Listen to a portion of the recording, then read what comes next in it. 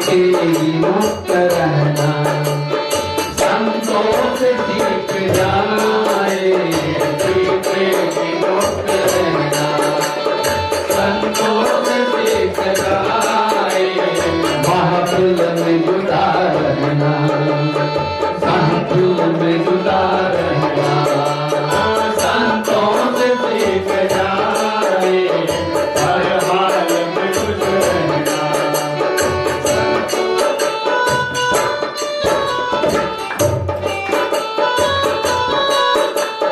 दुनिया के लोग दौलत पाकर के मुस्कुराते, दुनिया के लोग दौलत पाकर के मुस्कुराते, दुनिया के लोग दौलत पाकर के मुस्कुराते, दुनिया के लोग दौलत पाकर के मुस्कुराते, पर भी चुबन के हंसना, पर भी चुबन के हंसना, संतों से सीख जाए, पर भी चुबन के हंसना, संतों से सीख जाए, हर हाल में खुश रहे, संतों से सीख जाए, महफिल में जुदा रहना, संतों से सीख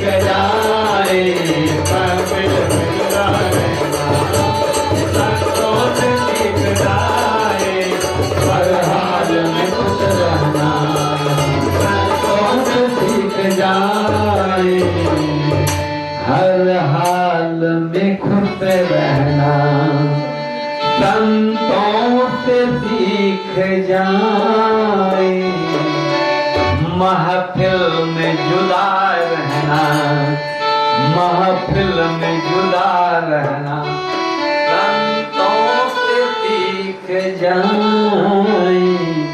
देखिए हमारे प्रभु क्या कह रहे हैं नारद जी से, हे नारद जी, संतों का जो स्वभाव आपने पूछा, इसका सबसे बड़ा लक्षण है कि परिस्थिति कुछ भी आती है, हमारे संत महापुरुष मेरे भरोसे रह करके हमेशा आनंद में रहते हैं। और जगत का जंजाल, जगत एक महफिल है, जगत एक महफिल है, इस महफिल के मजे से बाहर, इस महफिल में रह करके संत हमेशा मेरे में रहता है और इस महफिल से जुदा रहता है, जगत रूपी महफिल से जुदा रहता है। यही संत का स्वभाव है। इस तरह से हमारे प्रभु सत्संगत और राम नाम की महत्ता को प्रदान करते हुए नारद जी को विदा करते हैं और नारद जी विदा होते हैं। और इस तरह से यह अरण्य कांड समाप्त होता है। अब आ गया किष्किंधा कांड। किष्किंधा कांड वह कांड है कि इसमें हमारे प्रभु के भगत कहें या शिष्य कहें या गुरु कहें या इष्ट कहें, देखिए 3 कांड बीत गए, लेकिन अभी तक हमारे हनुमान बाबा का दर्शन नहीं हुआ। किष्किंधा कांड वह कांड है जिसमें मेरे राघव सरकार के प्रिय सेवक हनुमान जी का पदार्पण होता है। अब आगे कथा कुछ इस तरह से है। वहां से प्रभु जब आगे बढ़ते हैं तो चलिए हम लोग आगे चली। बहुरी रघुराया ऋष्यमूक पर्वत निराया, सहर सचिव सहित सुग्रीवा, आवत देखी अतुल बल सेवा, अति सभीत का सुन हनुमाना, पुरुष जुगल बल रूप निधाना, धरि बटु रूप देखित जाई, कहे सुजान जी शयन बुझाई। जब प्रभु ऋष्यमुख पर्वत पर पहुंचते हैं तो उस पर्वत पर सुग्रीव जो है अपने सचिवों के साथ हनुमान जी के साथ रहते हैं। अब जब इनको देखते हैं तो उनके मन में डर हो जाता, क्यों? वहां क्यों रहते? अपने भाई बाली के डर से। यह हनुमान जाओ देखो दो बलशाली पुरुष जो आ रहे हैं कौन है, यदि ऐसा लगे कि वो हमारे बाली के द्वारा भेजे हुए मुझे मारने वाले दुश्मन हैं तो आंखों से संकेत करना मैं यहां से भाग जाऊंगा। अब हनुमान जी ब्राह्मण का रूप बना करके जाते हैं प्रभु के सामने और प्रश्न करते हैं। चलिए प्रश्न का गाते हैं थोड़ा सा।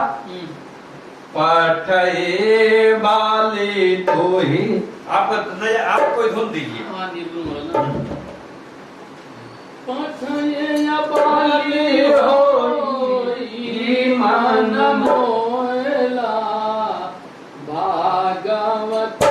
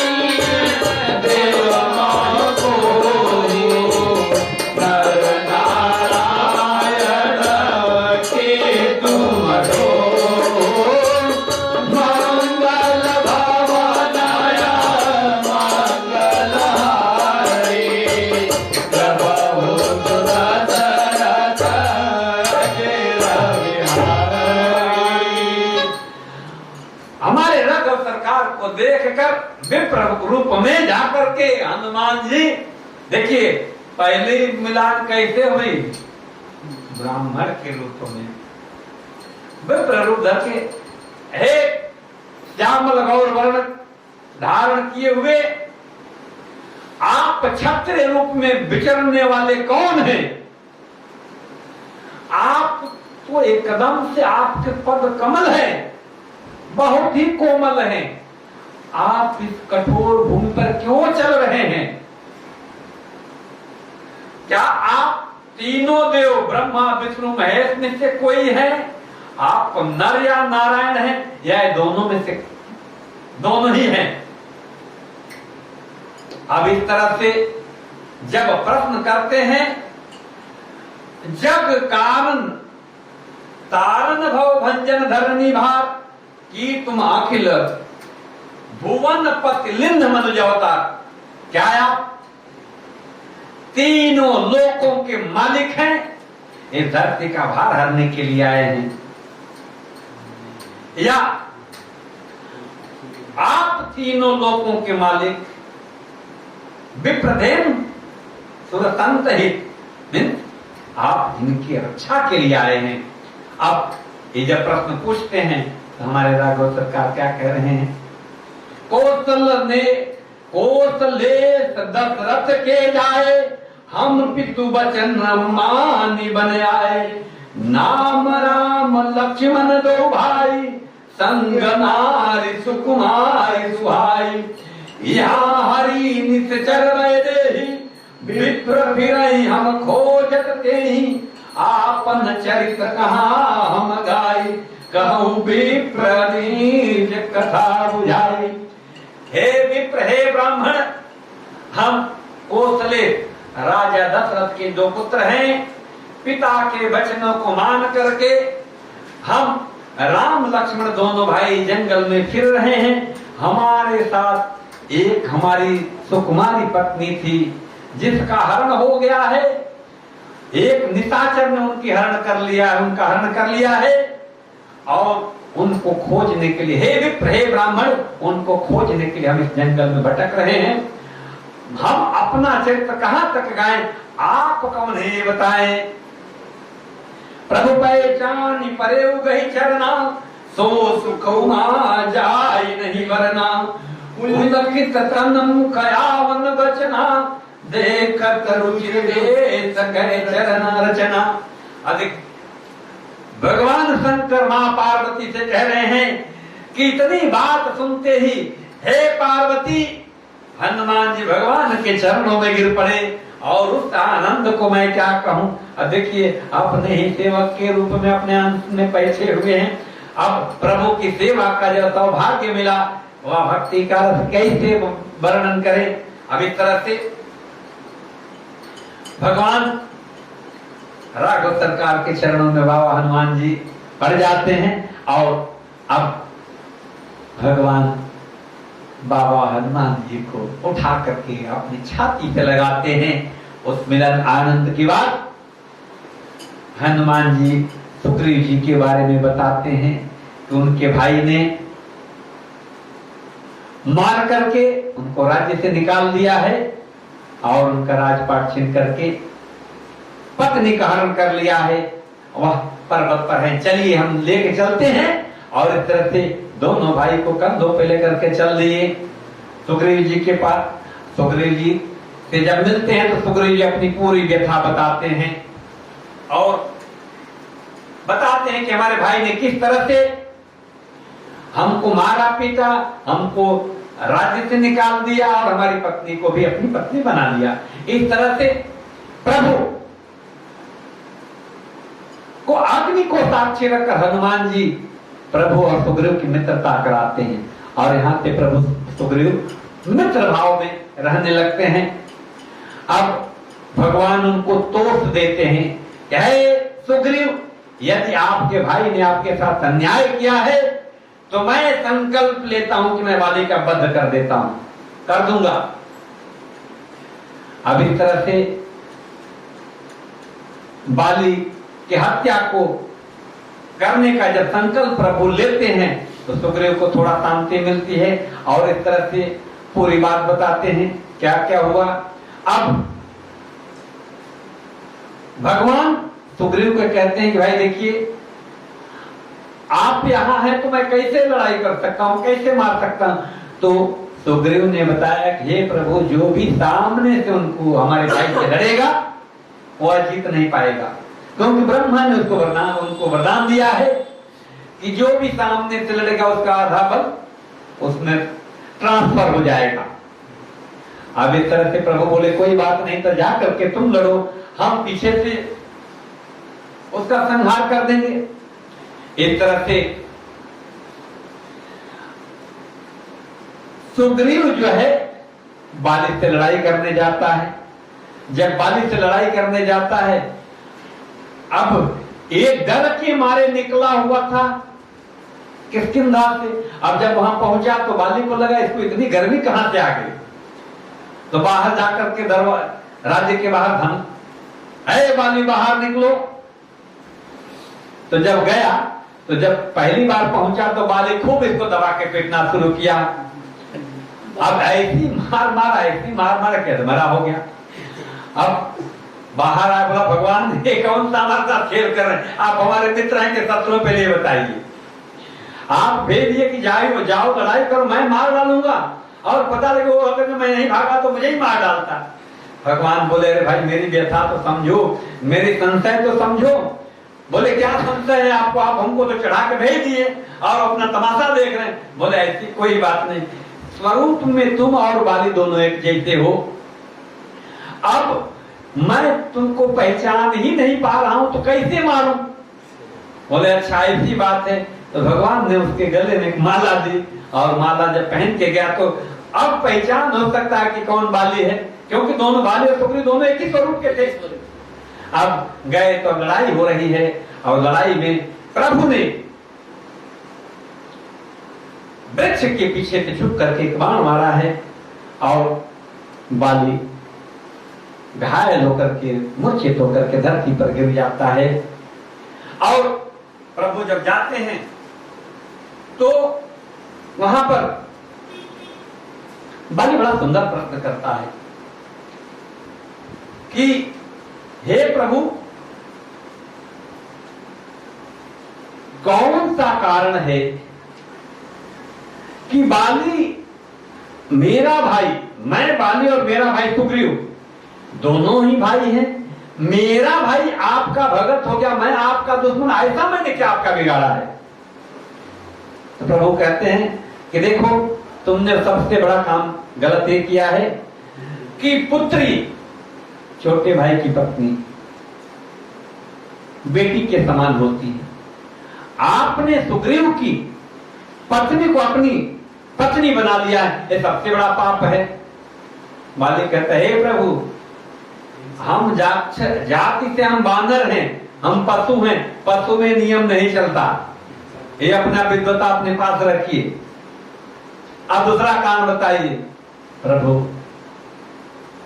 समझ जाते हैं, बोले ठीक है कोई बात नहीं, मैं आपको पुनर्जीवन दे देता हूं। बाली बोला है गलती भी नहीं करने वाला हूं। जिस चरणों को दर्शन करने के लिए, जिस मृत्यु को पाने के लिए ऋषि मुनि महर्षि पूरे जीवन जब तप करते हैं फिर भी जो चरण सामने नहीं पड़ते, वो तो आप साक्षात हमारे सामने। मैं ऐसे मृत्यु को कैसे छोड़ सकता हूं, मुझे पुनर्जीवन नहीं चाहिए। मेरा एक पुत्र है, अपने पुत्र अंगद को बुलाते हैं और प्रभु को समर्पित करते हैं, हे प्रभु आज से मेरा पुत्र आपका पुत्र। और ऐसा कह करके बाली प्रभु के सामने प्राण छोड़ देता है और प्रभु अपनी स्वगति देते हैं बाली को। यह बात जब तारा को पता चलती है, तारा आकर के विलाप करती है, प्रभु बहुभांत उनको तोष देते हैं और लक्ष्मण को भेज करके एक तरह से सुग्रीव किष्किंधा के राजा बने। जब राजा बने उस वक्त बारिश आ गई, प्रभु ने कहा कि चलो अब इस वर्षा ऋतु में कोई काम नहीं होगा और वर्षा ऋतु में शांति से सब लोग अपना भजन सजन में है। लेकिन जब बारिश खत्म हो गई तो अभी भी सुग्रीव जो है भूला हुआ है, वो भूल गया कि हमको क्या काम करना है। अब प्रभु लक्ष्मण जी को बुलाए कि हे लक्ष्मण जी आइए, जाकर के उसको धमकी दीजिएगा। लक्ष्मण जी बोले मैं बोलिए तो मैं खत्म कर देता। बोले नहीं नहीं नहीं, एक बार जब मित्र हो गया तो मित्र गलती भी करे तो उसको मारना पीटना नहीं चाहिए, जाइए। अब लक्ष्मण जी गए हैं, लक्ष्मण का स्वभाव गुस्से में अरे अंगद बाहर निकलो नहीं मैं अभी तुम्हारा वध कर दूंगा। एक बात सुनते ही पूरी आफत। अब अंगद डर के मारे, तो डर के मारे अंगद को भेजता है। अंगद जी हनुमान जी भी समझाते हैं कि भाई तुम किस काम के लिए हो, प्रभु ने तुम्हारा काम कर दिया, तुम प्रभु का काम करो। अब हनुमान जी अंगद को लेकर के लक्ष्मण जी के सामने आते हैं, प्रभु क्षमा क्षमा। बोले कोई बात नहीं, हमारा जो काम है अब अभी भी सुग्रीव को डर है। मां तारा को लेकर के हनुमान जी के साथ भगवान के पास भेजता। फिर वहां प्रभु वो क्षमा के जब प्रभु से क्षमा मांगते, प्रभु बुलाते हैं और सुग्रीव आता है। और यहां से अब सब वानर सेना को बुला करके और मां सीता के खोज के लिए पूरे वानर सेना आती है। अब बंदर सेना आ जाती है। पूरी सेना को चारों तरफ भेज देते हैं। लेकिन बाद में नल नील जामवंत अंगद हनुमान जी को बुलाते हैं। अब हनुमान जी को सबसे बाद में बुलाते हैं। देखिए प्रभु को सब कुछ पता है, जगतपति हैं। हनुमान जी को बुला करके और अपनी अंगूठी देते हैं और उसको हनुमान जी कहा लगते प्रभु मुद्रिका मेले मुख। इसका मतलब क्या हुआ? इसका मतलब ये हुआ कि मुंह में हमेशा राम नाम होना चाहिए। हम लोग दुनिया में क्या करते हैं? दुनिया का कौन कौन सा नाम लेते हैं? भगवान की भक्ति चाहिए तो हमेशा भगवान का नाम लिया जाना चाहिए। अब इस तरह से सब लोग जाते हैं, पूरा घूम लेते हैं, कहीं कुछ पता नहीं चलता है। महीना बीतने को आया, भूखे प्यास एक दिन पूरी ये वानर सेना को लगा तो प्यास से सब मर जाएंगे। हनुमान जी ऊपर चढ़ के देखते हैं पहाड़ पर एक गुफा में के ऊपर पूरे पशु पक्षी घूम रहे हैं। हनुमान जी वहां गए और पूरी बंदरी सेना को लेकर वहां पहुंचते, अंदर जाते बहुत सुंदर गुफा है जहां फल और पानी है। वहां एक सती तप में बैठी है, तपस्विनी से प्रार्थना करते हैं कि हम राम के काम के लिए हम लोग निकले हैं। तपस्विनी उनको तप को वहां पानी पीने का आदेश देती है और फल पुष्प जो भी है बोले पूरा खाइए।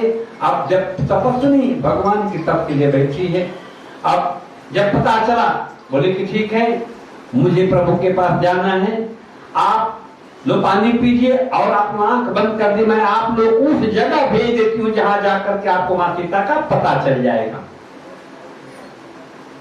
अब सब पानी पीने के बाद आराम से बैठते हैं और क्या होता है, ये आंख बंद करते उतने में तपस्वी अपने तप बल से सबको समुद्र के किनारे भेज देती है।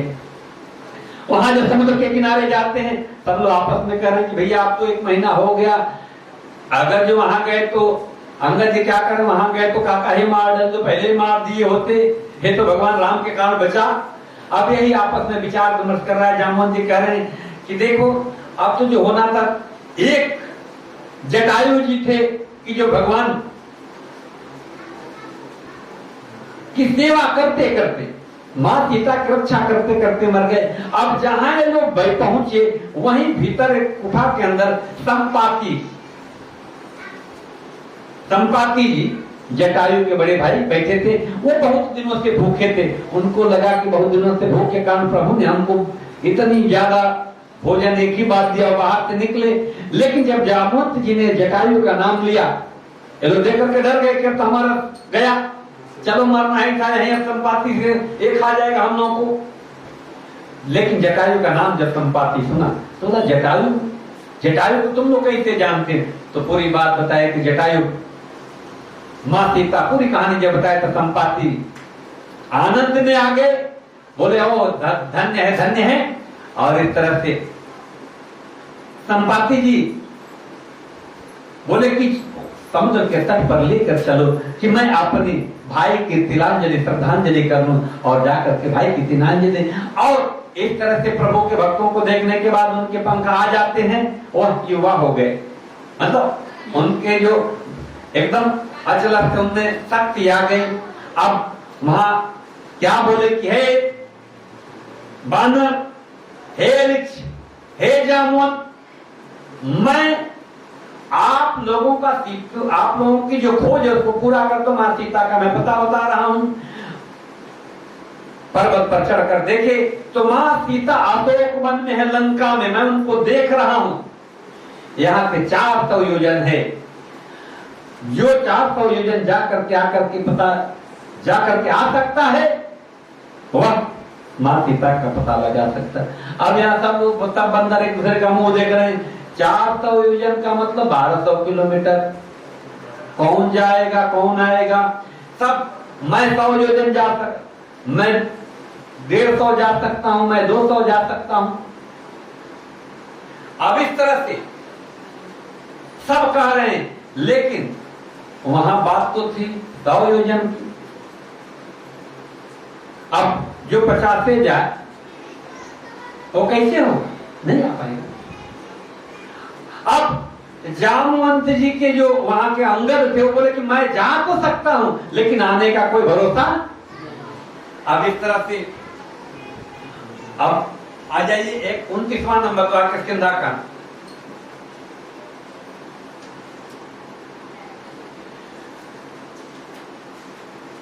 बनि बाधन प्रभु बादेऊ दो तनु बरन न जाए उभय घरी दिन सात प्रतीक्षा जाए। अब यहाँ जामवंत जी हौसला देने के लिए कह रहे हैं कि देखो आप लोग तो जवान हो, जब मैं जवान था तो बाली को भगवान जब अपना विशाल रूप बनाए मैं 2 घड़ी में 7 चक्कर लगाया, आप तो युवा हो। अब इस तरह से अंगद जी अंगद कहे जाओ मैं पारा जिय संशय कछ फिरत निवारा। जामवंत कहे तुम सब लायक पठूं तुम सब ही करनायक। मैं आपको कैसे भेज सकता आपको। अब इसको आप लोग आइए। कहे ऋक्षपति सुनु हनुमाना काशुपताद रहयो बनवाना। पवन तनय बल पवन समाना बुद्धि विवेक विज्ञान निधाना। कवन सुकाज कठिन जग माही जो नहीं तात तुम पाई। कवन सुकाज कठिन जग माही जो नहीं होई तात तुम पाई। राम काज लगी तब अवतारा सुनत ही भयउ पर्वत भारा। पवन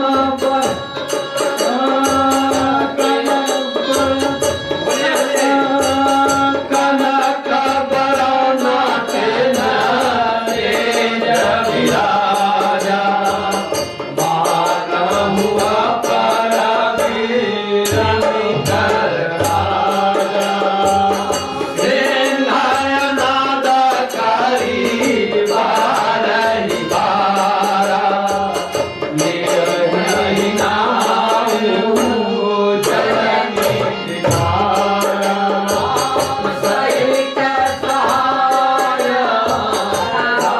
नहीं मारी। आगे हुए गिराई उगए उपारी। जामवंत माया पूजऊ तोहि। उचित सिखावनु सीजहु मोहि। कीर्तन बारहु तवक तुम जाई।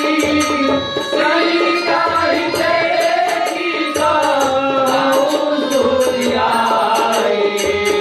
कह निज बहु बल रागी नैना। तो तू कराही सत्य सत्य सेना।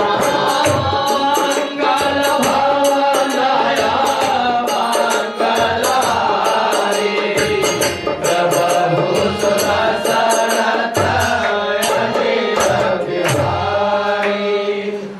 जब बात हनुमान जी की तब आपस में थक गए तो जामवंत जी को पता थी कि हनुमान जी कौन हैं। अब हनुमान जी बालपन में ऋषियों के श्राप के कारण अपने बल को भूल गए और ऋषियों ने उनको यह श्राप दिया था कि हे हनुमान आप जब तक आपको आपकी शक्ति का की याद नहीं दिलाई जाएगी तब तक आपको कुछ पता नहीं चलेगा। यह बात जामवंत जानते थे और उन्होंने याद दिलाया कि राम काज लग। हे हनुमान तुम क्यों चुप हो। तुम तो गुण बल विद्या के निधान हो। इस जगत में कौन सा काम तुम्हारे लिए दुर्लभ है। तुम सब काम कर। इतना सुनते ही हनुमान जी हुंकार के साथ पर्वताकार हो गए और कहने लगे हे जामवंत आप आप मुझे बताइए कि मुझे क्या करना है। क्या मैं त्रिकूट पर्वत बजा करके तुम्हें उसको उठा करके लेके आ जाऊं, या मुझे बताओ। जामवंत जी बोले नहीं नहीं, वो आपका काम नहीं, जिसका काम उनको करना। आपका काम सिर्फ इतने है कि जाइए पिताजी को देख करके आ करके और हमको यहाँ बताइए, और हम लोग चलेंगे और भगवान राघव सरकार को इतला देंगे और प्रभु अपने आगे की क्रिया करेंगे। इस तरह से सब लोग जाते हैं, हनुमान जी जाते हैं मां सीता को। अब यहाँ बहुत सारी बातें हैं। जब हनुमान जी चले हैं तो देवताओं ने सुरता को भेजा, नागों की माता को, उन्होंने रास्ता रोका। फिर सिंगिनी राक्षसी जो समुद्र में रहती थी उसने रास्ता रोका। सिंगिका को तो प्रभु ने, हनुमान जी ने मुष्टिका मार के समाप्त कर दिया। आगे गए तो लंकिनी राक्षसी मिली। लंकिनी राक्षसी को जब प्रभु ने, हनुमान जी ने मुक्का मारा तो मुख रक्त वमन कर दी, और रक्त वमन करने के बाद बोली धन्य है प्रभु आपने मुझे मारा। अब देखिए ऐसी भी इतिहास की पहली घटना हो सकती कि जो मार खाने के बाद बोले बहुत बढ़िया काम किया आपने मेरे साथ। बोले क्यों? तो जब रावण, कुंभकर्ण, विभीषण तीनों तपस्या कर रहे थे तो ब्रह्मा जी जब वरदान दे रहे थे तो उस वक्त मैं भी वहां थी। ब्रह्मा जी ने हमको यह वरदान दिया कि जाओ तुम लंका के चोरों को से रक्षा करोगी, लेकिन जब किसी कपि के मारने से तुम मूर्छित हो जाओ तो समझ लेना यह भगवान का भगत होगा, भगवान का दूत होगा, और वह लंका का नाश बहुत जल्दी हो जाने वाला है। तो मेरा सौभाग्य ये है कि मैं पूरे जन्म भर राक्षसों की सेवा करी, आज पहली बार भगवान के भगत का दर्शन हुआ है, इसलिए धन्य है कि आपने मुष्टिका मारा। यही रक्त वमन मेरा पहचान है कि भगवान के भगत हैं। इस तरह से भगवान हनुमान जी जाते हैं, मंदिर मंदिर पृथकर शोधा, पूरे लंका में घूम जाते, कहीं मां सीता का पता नहीं चलता है। अंत में एक घर ऐसा मिलता है जहां राम अयोध्या अंकित था, वहां पर भगवान का धनुष बाण अंकित है। आगे घर के सामने तुलसी जी का वृक्ष है। अब ये समझ गए, देखिए जहां भी जाइए आपके लोग मिलेंगे। मैं अपना अनुभव बताऊं, मैं जहां भी जाता हूं मेरे लोग इंतजार करते रहते हैं। जंगल जाऊं, तंगल जाऊं, और जहां पर यहीं पर जहां है, यहाँ हमारे कितने अपने लोग हैं, जबकि आज भी इसके बारे इसका नाम सुनते क्या होता है, आधे लोग के अपने गांव का नाम सुनते आधे लोगों को पसीने छूट जाते हैं, लेकिन अपना कितना प्यारा गांव है। आप जहां भी जाइए भक्ति में है तो हर जगह आपको भगत मिल जाएंगे। हनुमान जी गए वहां लंका में भी। अब पूछ रहे हैं यहां कहां सज्जन करवाता, या आप यहाँ सज्जन कैसे हैं? यहाँ लंका निश्चर निकर निशा, यहाँ तो दुष्टों का बात है। वहां बताए हैं कि देखिए भाई मैं यहाँ ऐसे ही रहता हूँ, जैसे 3200 जीव के बीच दांतों के बीच जीव। अब बताए हैं कि भाई मैं तो राक्षस हूं, मुझे भक्ति शक्ति आती नहीं, प्रभु हमारे कैसे मुक्ति देंगे? बोले तो मैं ही कौन से बड़की बढ़िया जाति का हूं, मैं बंदर हूं, मेरा नाम सुबह सुबह ले लो तो खाना न मिले दिन भर। अगर जो प्रभु मेरा कल्याण करता आपका क्यों नहीं होगा? तब जाकर के बोले यहाँ अब मोई भा भरोस हनुमंता तम प्रभु कृपा भी ना मिले ही ना संता। अब मुझे भरोसा हो गया कि प्रभु की मुझ पर कृपा है, तभी आप हनुमान जी संत के रूप में मुझे मिले हो। अब यहाँ पर बताए हैं आगे की कथा। हनुमान जी पूछे कि माँ सीता कहाँ है, पूरे विधि विधान बताए हैं। और इस तरह से हनुमान जी अशोक वाटिका में गए। माँ सीता जब ये पहुंचे हैं वहीं पर उसी समय रावण जो है राक्षसियों को लेकर माँ सीता के पास आता है और तरह तरह के त्रास देता है। भयंकर राक्षसियां माँ को भयभीत करके तरह तरह का दुख देती हैं। अंत में वह कहता है कि हे राम, हे सीते, तुम मेरी तरफ केवल एक बार तो देख लो। माँ सीते पतंगे की ओर से कहते हैं कि तुमको पता नहीं, तुम भगवान राम अगर जो सूर्य हैं उनके सामने तुम खदोस हो, तुमको भगवान राम के बल का पता नहीं है। हे दुष्ट, बहुत अपशब्द बोलती है। रावण को क्रोध आता है, कटार निकालता है कि अभी मैं इसको मार डालता। मंदाकिनी, उनके साथ उसकी पत्नी मंदोदरी भी गई है, मंदोदरी उनको रोकती हैं। और इस तरह से रावण बहुत सारे राक्षसियों को वहां किनको इसको समझाओ 1 महीने के अंदर, अगर जो इसने मुझे स्वीकार नहीं कर लिया तो इसका सिर छेदन कर देंगे, गला काट देंगे। अब इस तरह से मां सीता के बहुत दुखी होती हैं, कहते हैं हे प्रभु, हे सबसे, हे चांद, हे सूर्य, हमको अग्नि दे दो कि मैं जल जाऊं। अब इस तरह से मां बहुत दुखी हैं। वहीं पर रीता नाम की राक्षसी भी होती है, मां को अपने सपने की बात बताती है। हे सीते, तुम घबराओ नहीं, रात को मैंने एक स्वप्न देखा है कि एक बंदर आया और बंदर पूरी लंका को जला डाला, और रावण जो है